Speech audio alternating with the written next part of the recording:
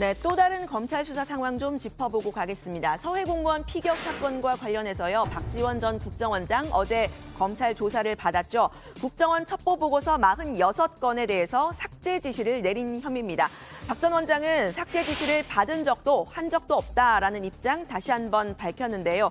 앞서 박 전 원장은 실제 삭제를 했다고 해도 이 서버에는 남아있다 이런 주장도 여러 차례 편바가 있습니다. 그러니까 증거 인멸 혐의 자체가 성립할 수 없다 이런 주장이었는데요. 그런데 어제 검찰이 수사한 내용을 보니 서버에는 여전히 남아있지만 국정원 내부의 통합 시스템에서는 삭제가 가능하더라고 했습니다. 삭제 지시는 없으셨는데 삭제가 저는 없었습니다. 그런데 되어 오늘 있었다. 삭제라는 용어가 우리 국정원에는 존재하지 못한다. 삭제를 못하니까 국정원에서는 그런 불법적인 일을 할 때는 과거에 멍텅구리 PC를 사가지고 했는데 오늘 들어보니까 삭제가 가능하더라고요.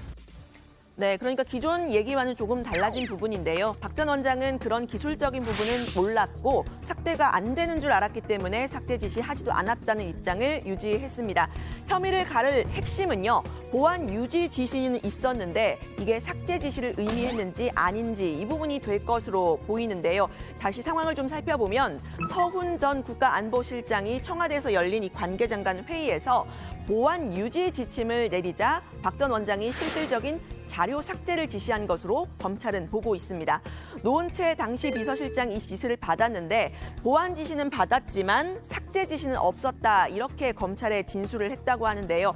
박 전 원장은 자료 삭제는 지시한 적 없다고 다시 한번 이야기했습니다. 노은채 국정원장 비서실장한테 제가 지시를 해서 노은채 비서실장이 정무회의에 전달을 해서 그게 삭제했다라고 하는데 그건 저는 삭제 지시를 한 적도 없고 노은채 실장도 오늘 아침에 동아일보를 보면은 삭제 지시가 아니라 보안을 유지하라 그런 얘기를 했다고 하더라고요. 네, 공무원 피격 사건 2개월 전까지 국정원장을 지냈던 서 전 실장이 이 보안 유지를 지시를 했는데 이거는 대통령 안보전략비서관을 통해서도 국정원에 내려갔다고 하는데요. 이 검찰 관계자는 박 전 원장이 이 보안 유지를 실무진의 삭제로 이해했을 가능성에 대해서는 국정원이 그렇게 허술한 조직이라고 생각하지 않는다 이렇게 애둘러 비판을 했습니다. 이렇게 투트랙으로 이렇게 지시가 내려간 건데 자료 삭제 어떤 경위로 이뤄졌는지는 이 수사가 이 박 전 원장의 영장 여부를 가를 변수가 될 것으로 보입니다. 박 전 원장은 수사 과정에서 문재인 전 대통령에 대한 언급 전혀 없었다고도 했는데요. 고 이대진 씨의 형 이대진 씨가 문 전 대통령 직접 고발을 했지만 검찰이 문 전 대통령을 직접 수사할지는 아직 미지수입니다. 검사 출신인 국민의힘 김재원 전 최고위원은 서 전 원장이 혐의를 부인하고 있는 상황인 점을 들어서 문 전 대통령에 대한 수사 가능할지 좀 부정적으로 봤습니다.